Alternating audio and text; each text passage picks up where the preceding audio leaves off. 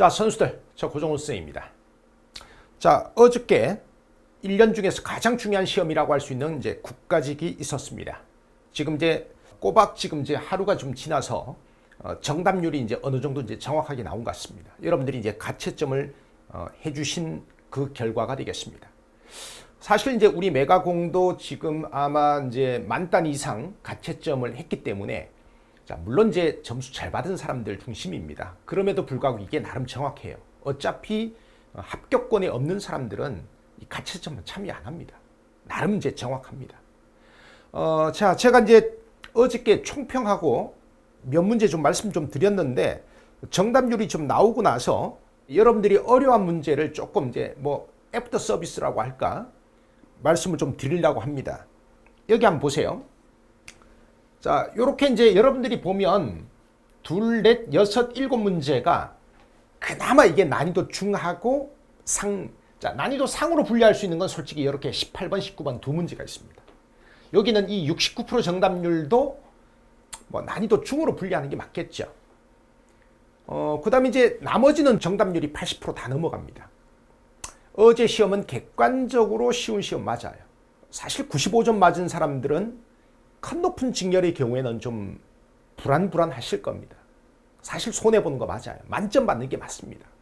그런데 또 이제 한국사가 워낙 또 뭐 4순위, 5순위로 밀리다 보니까 또 이런 정도 아주 쉬운 문제지로도 나름 또 변별력을 갖는 것 같습니다. 이 한국사라고 하는 과목이 그래요. 국어하고 또 달라요. 여러분 그 공시생이 아닌 사람들도 국어 문제 풀면 대충 6, 70점 나오죠. 근데 한국사 어떨 것 같아요? 한국사 문제 이렇게 쉬운데 한국사 공부를 체계적으로 안 한 사람들이 이런 문제 풀면 6, 70점 나올까요? 아마 절대 안 나올걸요? 이 한국사가 쉽다는 얘기는요. 공부를 좀 체계적으로 한 사람들한테 이게 엄청 쉽다는 겁니다.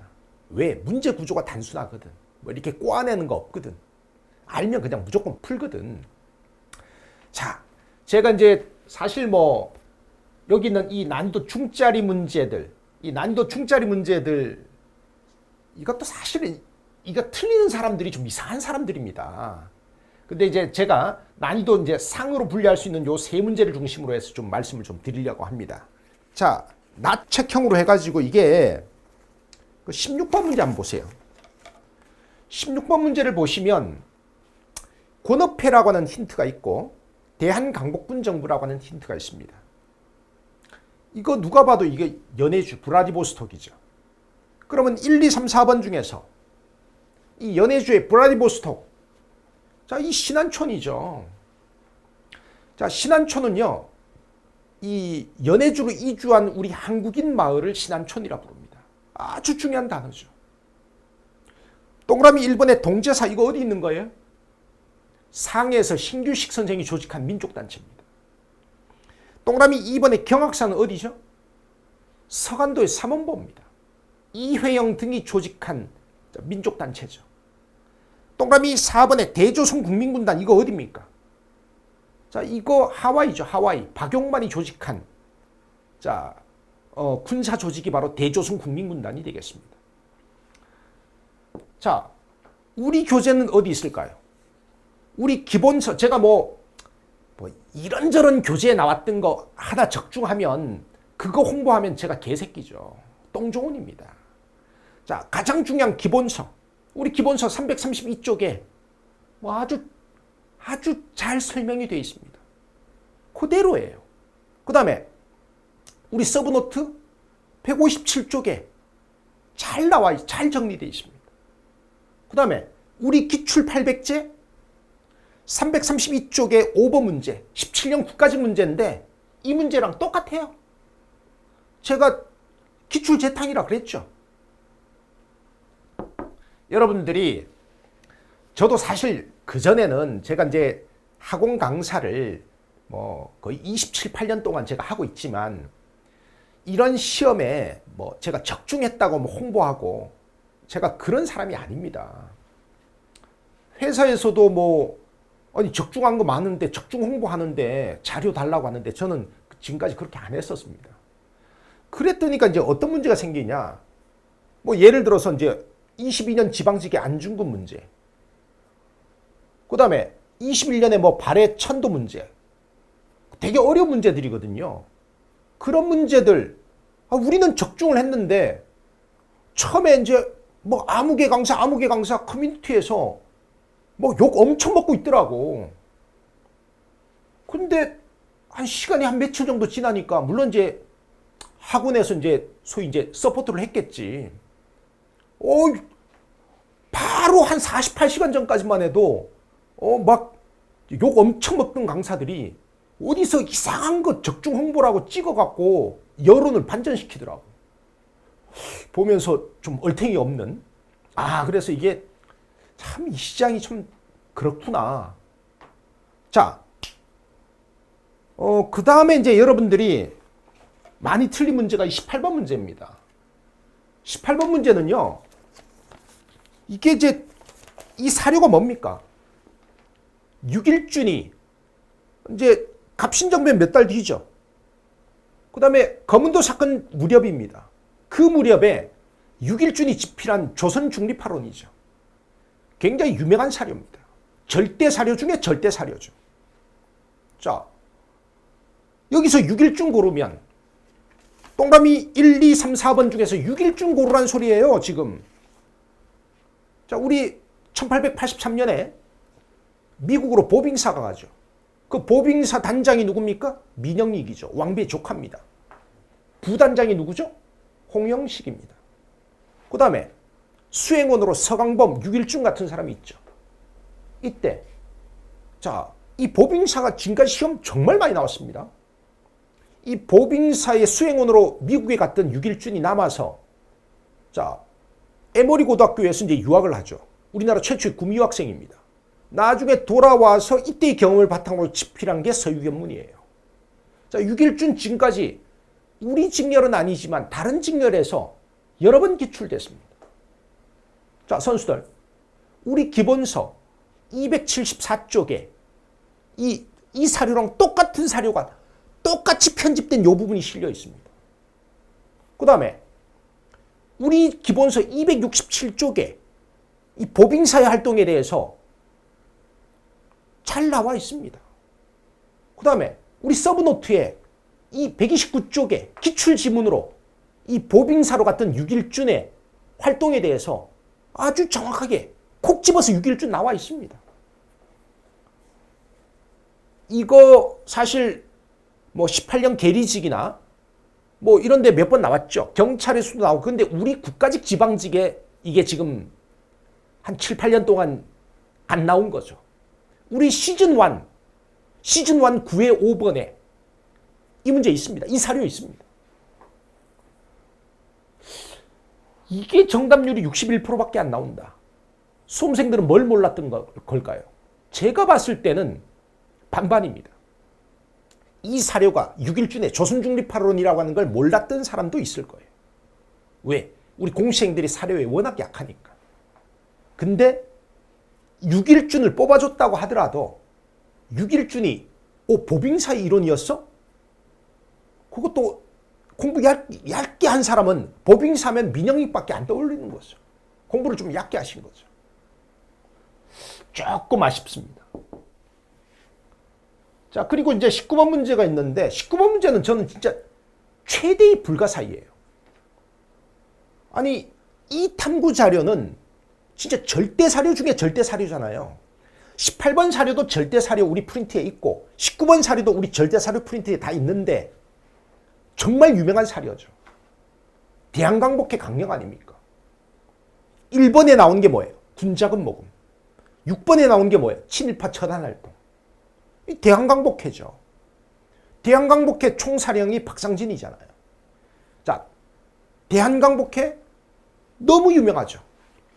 우리 기본서 330쪽에 요 대한강복회 사료 다 있어요. 우리 서브노트 157쪽에 요 사료 그대로 있어요. 나올 게 이거밖에 없다니까. 1조, 6조가 제일 중요하다니까. 그 다음에 우리 기출 800제에 똑같은 문제가 두 문제가 있어요. 332쪽에 8번하고 9번 똑같은 문제 있습니다. 아마 360제에도 있을 거예요. 똑같은 문제가 있다니까요. 나는 제일 이해가 안 되는 게, 자, 18번은 내가 100번 양보해도 자 18번 틀릴 수 있다 진짜 말이야. 6일준이 보빙사의 이론이었다는 거 솔직히 수박 거달기로 공부한 사람들 놓칠 수 있다 이거지. 그런데 19번에 대한강복회를 놓친다? 이거는 좀 이건 제가 봤을 땐 이거 오랑캐입니다. 이거 오랑캐입니다 이거. 암약하고 있는 토착 외구일 가능성도 높습니다. 어떻게 제가 수업 시간에 맨날 말씀드리잖아요. 이 박상진이 우리가 굉장히 주목해 봐야 되는 독립운동가인데 이 박상진이 굉장히 저평가되어 있는 인물입니다. 우리가 김좌진, 홍범도 다 알죠. 뭐 김구, 김규식, 조소왕 우리 다 압니다. 이 박상진이 굉장히 중요한 인물이거든요. 이 박상진이 아주 대표적으로 저평가되어 있는 독립운동가입니다. 자, 지금 여러분들이 체감적으로 느끼기에 난이도 상 문제는 이렇게 18번, 19번 두 문제입니다. 그 다음에 이제 16번 문제는 솔직히 이건 난이도 상으로 분류하기는 좀 그렇고, 자, 여러분들이 체감하기에는 이 두 문제입니다. 근데 이 두 문제가 과연 역대 기출, 그 다음에 뭐 기본차나 요약노트, 다 그 범위 안에 있습니다. 제가 시즌 1 기성모, 이런 데에서 다 한 번, 두 번씩 다 냈었습니다. 자, 18번, 19번 틀리신 분들은요, 이거 공부가 부족한 겁니다. 알겠죠? 제가 여러분들한테 또 이제 요즘에는 제가 이제 직접 게시판에 이제 질문 답변 제가 다 몇 년째 지금 제가 드리고 있는데 안 많으니까. 근데 참 답답한 게 그거예요. 문제집을 뭐 기출을 뭘 풀까요? 무슨 강의를 들을까요? 그 다음에 모의고사를 뭘 풀까요? 이런 걸 자꾸 질문을 하세요. 근데 점수 딱 들어보면 이분들은 지금 기출을 뭘 풀든 모의고사를 뭘 풀든 이게 중요한 게 아니에요. 아니 지금 이 정도 시험지로 기분 나빠도 어쩔 수 없어요. 75점, 80점 정도 나왔다. 이거는요. 이론 정리 자체가 뒤죽박죽이라는 겁니다. 아무리 좋은 문제집을 풀면 뭐합니까? 이론이 흔들리는데 이론이 머릿속에 정리가 안 됐는데 아무리 기출 풀면 뭐합니까? 한국사? 맞아요. 20문제 중에서 18문제, 19문제는 기존기출 재탕이에요. 기출만 봐도 95점 만점 나옵니다. 근데 아니 이론이 머릿속에 뭡니까? 개념이 막 뒤죽박죽인 사람이 기출을 풀면 효과가 있을까요? 효과 없습니다. 그래서 제가 뭘 풀까요? 라고 하는 사람들한테 제가 항상 드리는 말씀. 초스피드 개념편이나 파이널 압축 정리 들어라. 당신들에게 필요한 건 지금 이론 정리다. 머릿속에 이게 정리가 돼 있어야 기출을 풀어도 모의고사를 풀어도 효과가 있는 건데 이게 뒤죽박죽인데 개념, 이론이 막 뒤죽박죽인데 문제만 아무리 좋은 문제를 풀면 뭐하냐. 자, 만약에 뭐 한 85점, 90점 정도 나왔어요? 이런 분들은요. 초스피드 개념편이나 파이널 압축 정리를 발췌 수강하시면 됩니다. 약한 동네가 있어요. 그거 푸시면 됩니다. 그러니까 그거 들으시면 돼요. 다 들을 필요도 없어요. 그런데 이런 정도 문제를 뭐 75점 이하다. 이런 분들은요. 이건 처음부터 끝까지 다시 들으셔야 됩니다. 그리고 듣는 방법도 있죠. 여러분들 지금 여기 한번 봐봐요. 여기 보면 지금 2, 4, 6, 7문제 중에서 또는 난이도상 1, 2, 3문제 다 뭐예요? 다 근현대사입니다. 다 근현대사예요. 여러분들이 근현대사가 약하다는 거죠. 근현대사 문제가 특별히 어려워요? 아닙니다. 난이도는 똑같아요. 근데 여러분들이 근현대사가 약한 이유는 뭘까요? 앞에서부터 공부하니까 한국사는 원래 시대사 중심으로 공부할 수밖에 없잖아요. 그래서 이제 앞에서부터 공부하니까 여러분들이 선사시대하고 고대 뭐 잘 나가봐야 고려까지가 전문가입니다. 이 조선시대만 해도 벌써 희미해지기 시작하고 근현대사는 아예 공부가 안 된 사람들이 많아요. 근데 이번에 근현대사 7문제 나왔죠? 자, 보통 8문제 냅니다. 지방직에서 제가 장담하건데 8문제 낼 겁니다. 여러분들은 특징 딱 보면 딱 나옵니다. 근현대사 약하고요. 그 다음에 여기 18번, 19번 둘 다 이유가 뭘까요? 사료 문제입니다. 여러분들은 사료가 약한 거예요. 근현대사 약하고 사료 약하고. 사료가 약한 이유는 뭘까요? 맞습니다. 머리 글자 따서 외우는 식으로 공부를 시작했기 때문에 한국사 공부를 그렇게 접근을 했기 때문에 사료가 구조적으로 약할 수밖에 없는 거예요. 지금부터라도 지방직 많이 남았습니다. 이해 위주로 공부하세요. 억지로 외우려고 하지 마시고 이해 위주로 공부하세요. 한국사라고 하는 과목은 사료로 공부하는 과목입니다. 알겠죠? 제가 분명히 여러분들한테 지금 이제 지방직을 대비하는 팁을 좀 드렸습니다. 지금 여러분들이 약한 거 지금 뻔하잖아요. 근현대사 약합니다. 사료 문제 약합니다. 자, 이렇게 해서 제가 이제 고난도 문제 리뷰 좀 한번 해봤고요. 그 다음에 이제 뭐 저 나름대로 저희 기본서, 저희 서브노트, 그 다음에 저희 기출. 자, 전혀 여기서 고난도 문제들도 전혀 벗어난 게 없다. 자, 그 다음에 앞으로 지방직을 만점 받으려면 어떻게 해야 되겠냐. 저는 뭐 지방직 이 정도 난이도거나 잘해야 이거보다 5점 어렵다고 봐요. 이보다 더 쉽게는 못 냅니다, 솔직히. 이보다 더 쉽게는 못 내고요. 이 정도거나 아니면 이거보다 어려워야 5점 어렵습니다. 그 정도 수준에서 준비하시면 될 것 같아요. 자, 제 이야기 참고해서 좀 지방직은 좀 잘 좀 준비를 좀 해주시기 바랍니다. 여러분, 마칩니다. 고맙습니다.